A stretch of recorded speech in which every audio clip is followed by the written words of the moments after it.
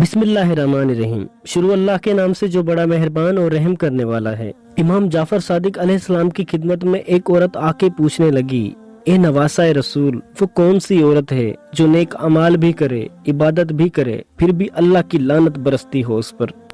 جیسے ہی یہ سوال پوچھا گیا تو امام جعفر صادق علیہ السلام نے فرمایا، وہ عورت جو محرم کے ایام میں بے پردہ ہو کر باہر گھومتی ہے اور خوشبو لگاتی ہے اور اس خوشبو سے نامحرم اس کی طرف متوجہ ہوتے ہوں، تو یہی وہ عورت ہے، چاہے جتنے بھی نیک اعمال کر دے لیکن اللہ کی دربار سے اسے کچھ بھی اجر نہیں ملتا۔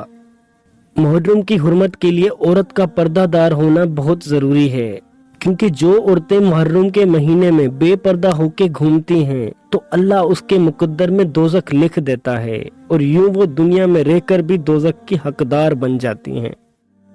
دوستو، امید کرتا ہوں آپ کو ہماری یہ ویڈیو ضرور پسند آئی ہوگی۔ اگر ویڈیو اچھی لگے تو ویڈیو کو لائک کریں، اور مزید اچھی ویڈیوز کے لیے ہمارے اور آپ کے اپنے یوٹیوب چینل سمر ٹی وی کو سبسکرائب کریں اور ساتھ موجود گھنٹی کو ضرور دبائیں۔ آپ سب کا بہت بہت شکریہ۔ ہو سکے تو دعاؤں میں یاد رکھیے گا۔ اللہ پاک آپ سب کا حافظ و نگہبان۔